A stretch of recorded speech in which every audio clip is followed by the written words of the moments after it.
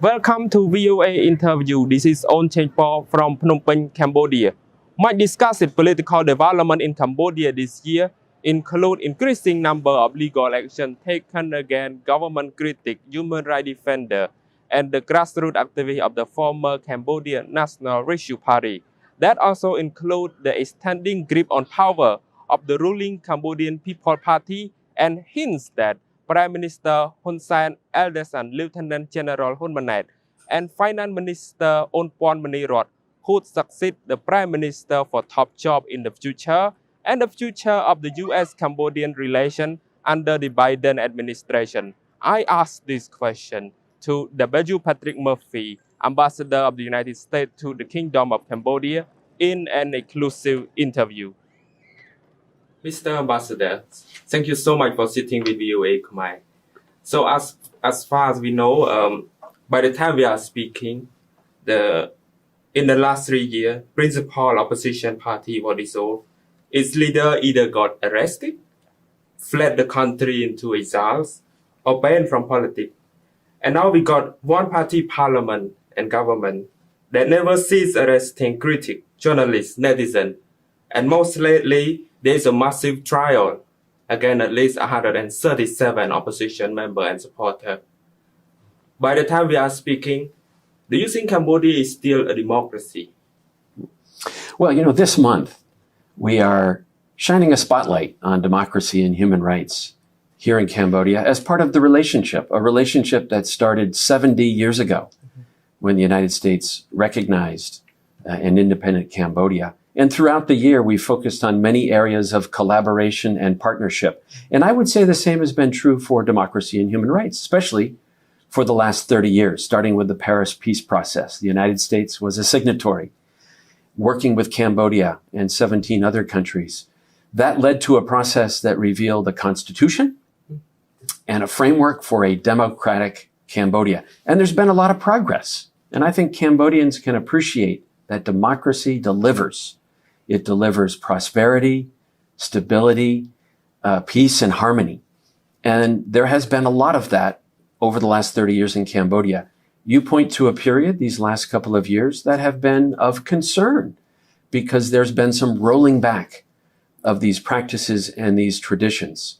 And we encourage, as friends of the Cambodian people, as a partner to the Kingdom of Cambodia, just the opposite. More space, more inclusivity, a greater adherence to the principles and the multi-party aspects of the country's constitution. As a partner of Cambodia, Mr. Ambassador, do you believe that the U.S. government and you yourself with your team here can try or consult Cambodia to be back on democratic track, as you can say?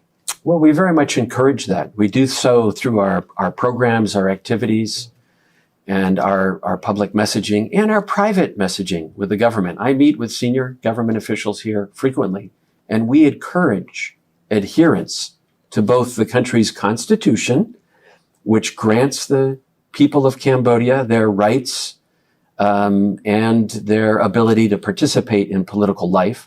We also encourage adherence to international standards and respect for human rights and efforts to strengthen the rule of law. If you are meeting any politician, especially the grassroots activists who are now facing charge in fear of arrest, in fear of violence, what would you say to them now?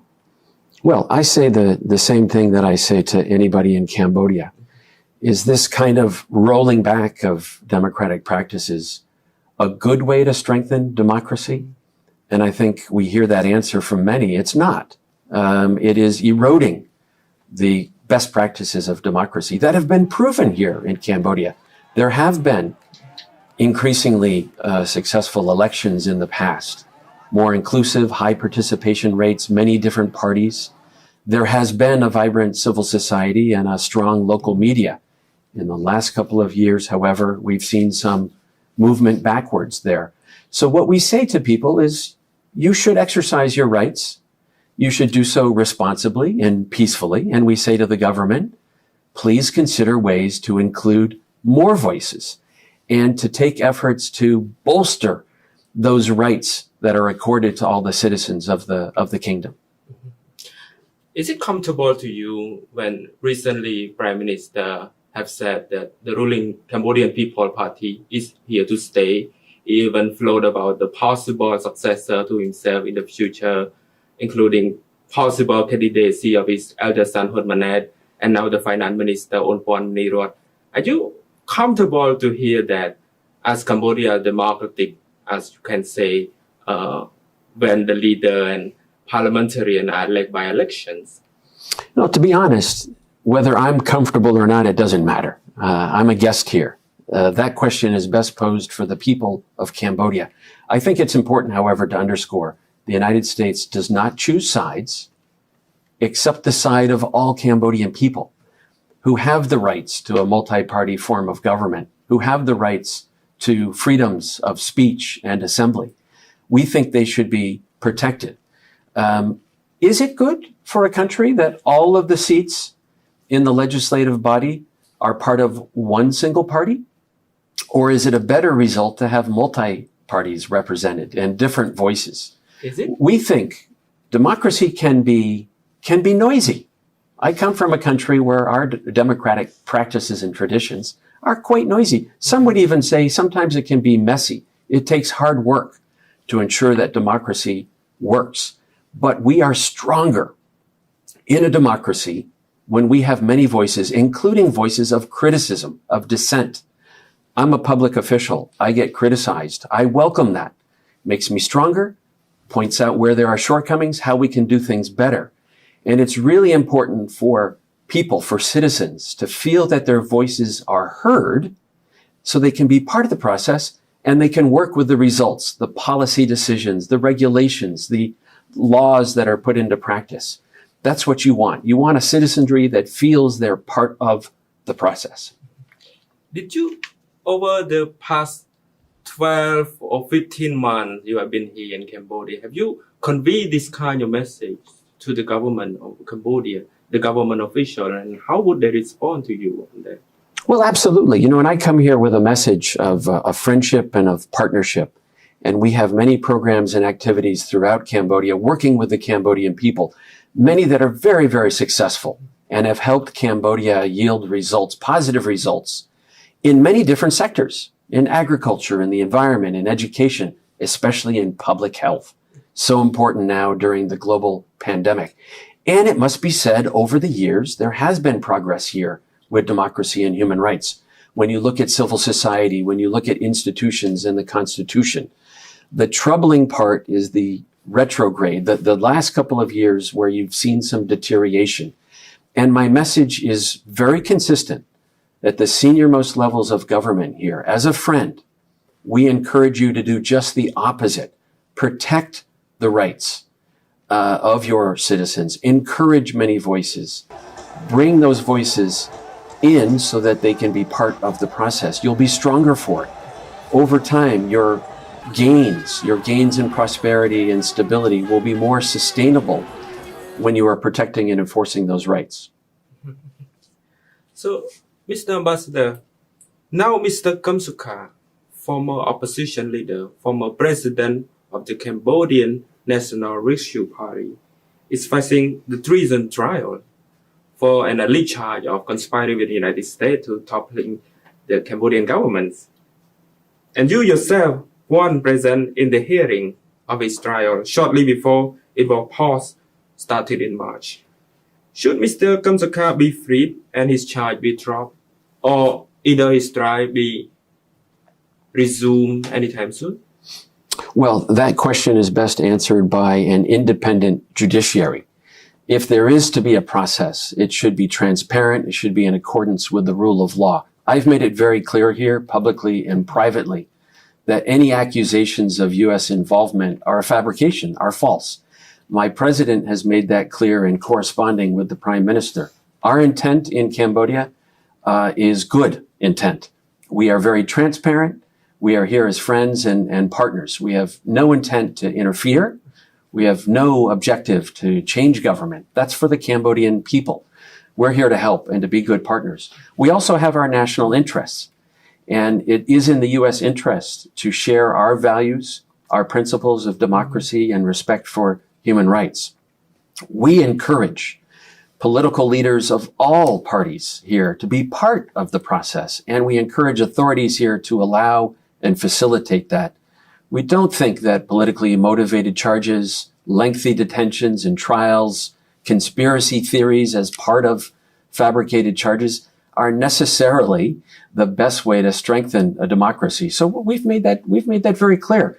Somebody like Mr. Kem Sokha, we encourage ways to make him and help him be part of the process. He has a long career of service in government and in civil society. He's a respected human rights advocate. He can contribute to Cambodia, and I think he probably wants to contribute in positive ways. Whatever you describe, is it the notion of the independent judiciary that you observe here and in the system that Mr. Kem Sokha and other opposition leader, activist supporter are facing? Is it a notion of independent judiciary? Yeah, that's another good question, I think, for the Cambodian people. This is an institution here in Cambodia. What we can observe, and you raise this as an example, when you have a mass trial of over 100 individuals who don't understand what charges have been launched against them, where they are brought together in a process that lacks transparency, it raises some questions. What are the motivations here? Is there strong rule of law? Is there an independent judiciary? I hear that from many voices in Cambodia who raise those kind of questions. And I think they're legitimate, credible questions. To the contrary, what we would see as helpful for Cambodia's maturation as a democracy are government-led efforts to protect rights, to ensure inclusivity of political parties, of political leaders, of civil society, even when those voices are critical. Not everyone's happy every day with government. I can say that's very much the same in the United States. But hearing criticism and endorsing and welcoming dissent, it's an important component in a democracy. I'd like to talk about that too, because as you may know and you may heard the report, Madame Muzuhu, Mr. Sokha, own vice president of the opposition, herself is a U.S. citizen, is pledging to lead a team of her fellow CNOP official and leader living in ASEAN returning to the country to attend a trial that you mentioned. Is the U.S. government in support of a safe return, knowing that the chance of her getting a fair and free trial is questionable here? Well, as you mentioned, you cite an individual who's an American citizen. I think it's a question best directed at her. But I can share with you what we've encouraged the government here to do is to embrace voices of Cambodians both inside the country and outside the country. This is a country that should welcome all of its citizens, all who identify as being Cambodian, to be part of the process. It's regrettable that there are individuals inside the country who don't have rights to speak freely, to participate in political life. It's regrettable that some individuals are outside the country because they fled or they fear poor treatment or unfair treatment inside the country. We encourage moves to embrace and to welcome participation of all of those voices. Mm-hmm. What is the U.S. government role to ensure her safety coming back to Cambodia? You know, I think it's a hypothetical. I do have responsibility as ambassador representing the United States for American citizens here inside Cambodia. So I undertake efforts on a day-to-day basis to ensure that they are protected, that their rights are protected as visitors, as residents in Cambodia. So I can only speak about those Americans who are here. Are you in talk with any Cambodian government official about her return to make sure that it's secure and safe and no violence? Yeah, I think because you're talking about a hypothetical, somebody who's talked publicly about returning, that would be a better question for government authorities or those individuals. But let me restate, any American who is here, it's my job to protect their rights, their safety, their security. But it's also my job as ambassador to give good advice to the government here that they take efforts, strong efforts, to broaden the participation of all Cambodian voices, whether those voices find themselves inside the country or they're outside the country and want to be part of the process here. Okay. Thank you, Ambassador. I would like to move to the American politics. As you may know, the U.S. just concluded its own presidential election amid the pandemic.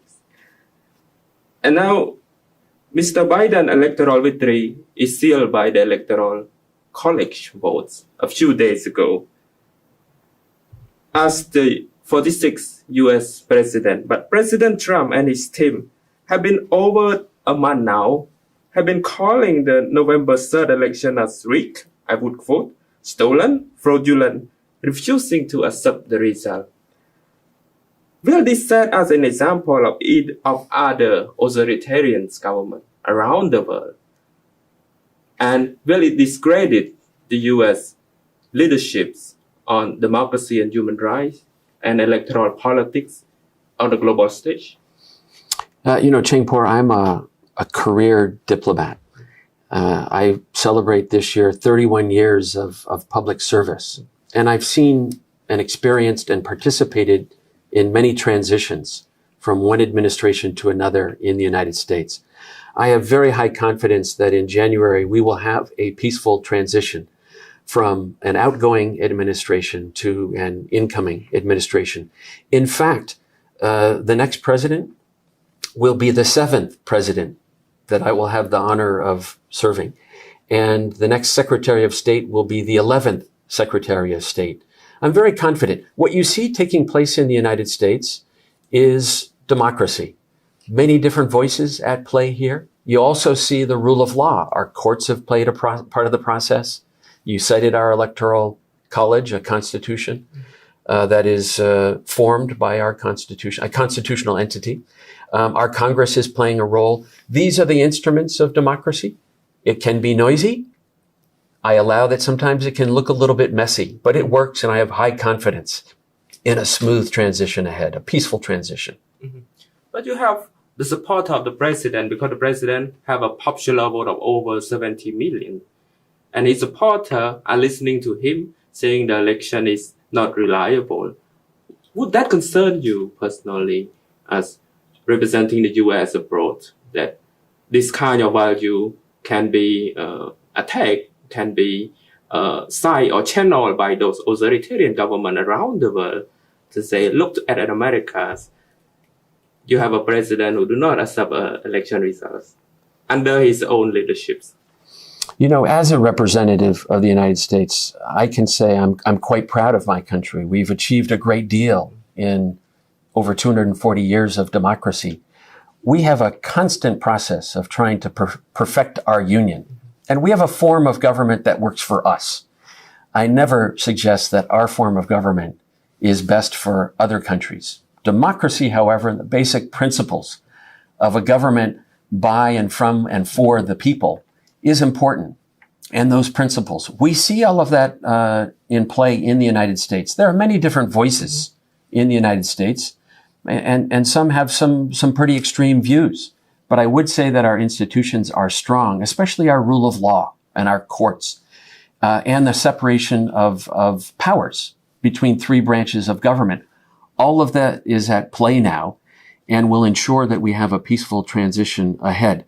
We also don't arrest people for their opinions, for speaking peacefully.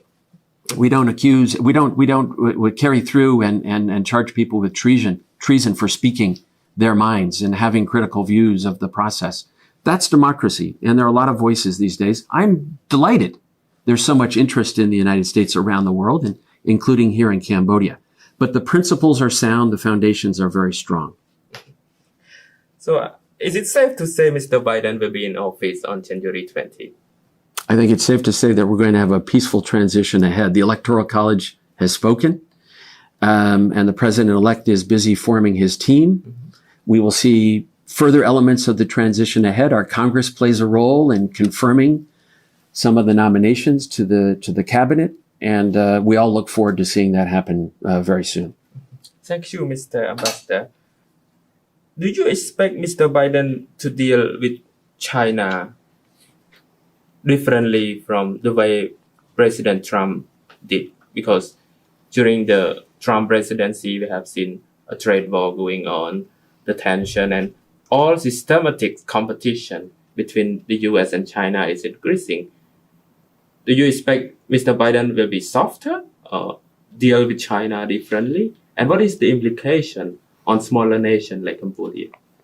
I, of course, can't speak for the incoming administration. And the president-elect, when he takes office, will spell out his strategies and his vision as president. So we'll all wait and see for that. What I can say, as a career diplomat and public servant with a lot of experience in this region, American policies and national interests have been very consistent across administrations. The new administration coming in will have emphasis on the same values and principles. Democracy is good. Respect for human rights is important. Strong rule of law. We'll also look for ways to advance American prosperity through good trade arrangements, through good diplomatic relationships in the region. I think that's very consistent. And any administration faces some of the same challenges that have been quite consistent in recent years, including proliferation, international crime, threats to maritime security, aggressive behavior in the South China Sea. Also, the opportunities here have been quite consistent. The Mekong has been important to the past several administrations, and I think this region will remain important. ASEAN itself is quite important. Remember that it was the previous administration that joined the East Asia Summit, put the first resident ambassador to ASEAN in Jakarta. The current administration has continued that practice. And I think it's probably safe to expect that the next administration will persist and carry through. So what I would say, my bottom line message is there has been traditionally a lot of consistency in our national interest in the importance that we place on the Indo-Pacific region, and specifically Southeast Asia. So let's see what the new administration decides to do. Yeah. Over the past 2 years, there's been speculation, suspicion by the US government and the allied government, including other media outlets, that the Chinese government is potentially planning to hold a military assets in Cambodia territory, namely in the Rasako project in Koh Kong and at the Ream naval base. But as of now, U.S. government have yet to present any publicly evidence to the public. Are you planning to, or is it remain expressing concerns for many months, many weeks to come? There have been some very credible reporting in the media and from think tanks about this very issue. And I encourage VOA viewers to take a look at those credible reports. There are legitimate concerns about this issue here in Cambodia. And what we have expressed to Cambodia is our concerns for the country's sovereignty. We hope that Cambodian authorities will take measures to protect its independent foreign policy, the sovereignty of its territory, and closely adhere to the constitution that the country has, which would prohibit the presence of foreign troops, foreign basing on Cambodian territory. Mm-hmm. Mr. Ambassador, 1 year ago when you talked to us, you say the state of relationship is just like a hanging door. It's half open, half closed. So after now that we are speaking, do you observe it's more leaning to a complete closure or wide open? I've been here now, as you mentioned, about 15 months, a little over a year. It's been a very enjoyable year for me as a U.S. ambassador here. This relationship is important to us. And I've used the year as an opportunity to visit all of the provinces in the country, meet so many different Cambodians. And I'm struck by many positive characteristics of the Kingdom of Cambodia.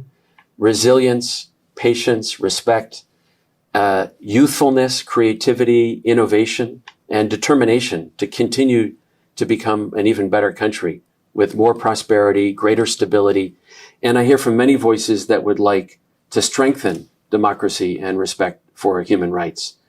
And so I'm encouraged by the opportunities. We've also used this year to focus on important partnerships in so many different areas where we work with local stakeholders.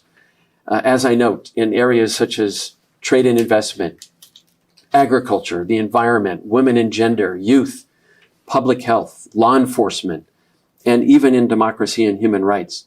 So I remain optimistic.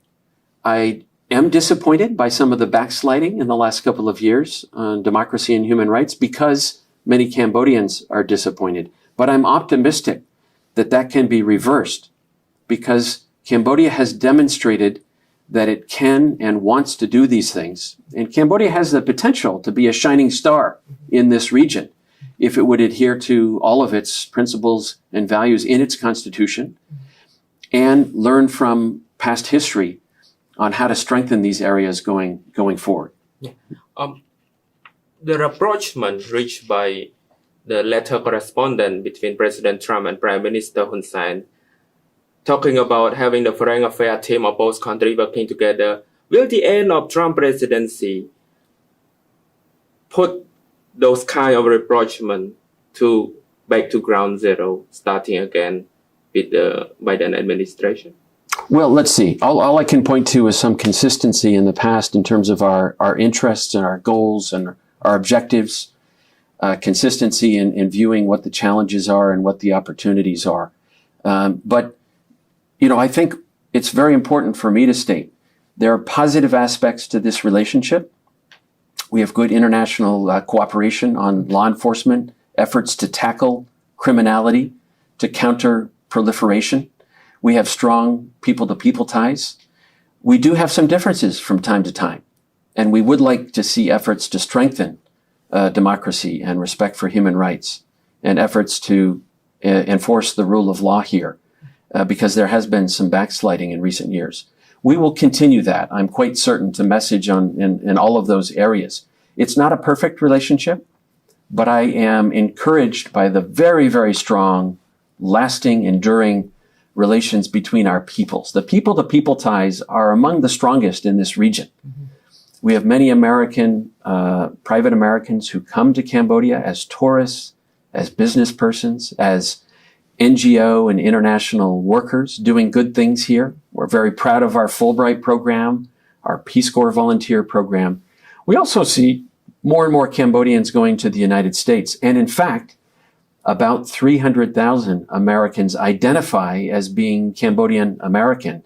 And that population is increasingly contributing to closer ties through business, through tourism, through reestablishing connections with families and villages where folks were originally from.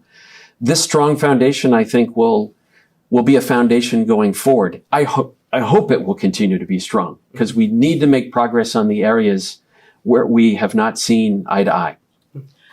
Mr. Ambassador, what does it take for Cambodia, because we will have a communal election in 2022 and parliamentary election in 2023. What does it take to make those elections free and fair from the U.S. government point of view? Well, those elections will be very important because elections are important in a democracy. They're not the be-all, end-all, however. The foundations are really important. The day-to-day foundations, strong rule of law, transparency, inclusivity, effort to embrace voices and welcome dissent and criticism. Those are probably the most important. When you get to elections, you want to make sure all of those foundations are strong so that people can participate, people can have different views, multiple parties can contest in a process that's viewed and embraced as free and fair. So that takes a lot of work, and I think the work starts now. 2022 will be important in other ways as well. Cambodia will assume the chair of ASEAN, and that will be a critical year as Cambodia hosts leaders from around the entire Indo-Pacific, including the United States and other big players and big stakeholders in the region. Cambodia will have a responsibility to form the agenda, to create a backdrop that's welcoming to all of these leaders so that the region can come together to discuss big regional, big global challenges and problems. Those foundations I talk about for democracy, human rights, rule of law, help a country be an even better host and chair to ASEAN. And that's what I will encourage here over the next year. Last question, Mr. Ambassador. Do you expect any change in the next few years with regard to the most hot button issue of the relation, including the deportation of the American resident of Cambodian origin and are the legacy debt of the Lon Nol regime. Do you expect any change, significant change in the next few years? You know, all countries have a responsibility. When there are visitors who break the laws, who have no legal way to stay, the country from whence they come has a responsibility to take them back. Cambodia every year deports many, many foreigners who don't have a legal way to stay here. All of those countries have a responsibility to take their citizens back, including the United States. There are Americans who don't have a legal way to stay in Cambodia. We have an obligation to take them back, and we do. Cambodia also has an obligation to take back its citizens from the United States who have used all legal means, our judicial process and system, for review, for recourse, and have run out of options. We've had some good cooperation in the past on this process, and I think that will hopefully continue. Any administration has the legal responsibility to carry out our laws. And I think that issue will be continue to be one that we work on cooperatively together. And the Lon Nol debt, Yeah. the Lon Nol debt from the 1970s. We've stated our position on this publicly in the past. All countries, have a responsibility. All governments have a responsibility to address their international debt issues. Cambodia owes some debt to the United States. Cambodia owes debt to other countries, even larger amounts of debt to other countries than the United States. So we look to hear from the Cambodian government on a way forward. Thank you, Ambassador, for talking to VOA. It's a pleasure to be with you. Thank you so much. And I wish you and all at VOA a Happy New Year. Yeah, Merry Christmas. Merry Christmas. Thank you. Thank you.